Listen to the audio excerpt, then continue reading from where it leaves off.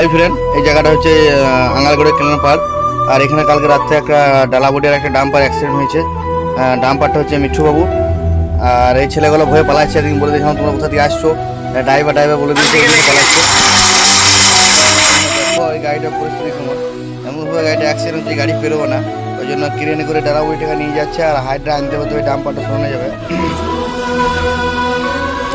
আর পুরোপুরি দোষ এই ডালাবুড়িটা, মানে গাড়িটাকে দেবে দিয়েছিল আর ও সামনে দিতে না পারে একটা ডাম্পারের পেছনে যে মারে।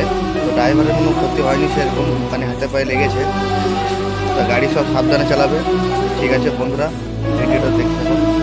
ওকে।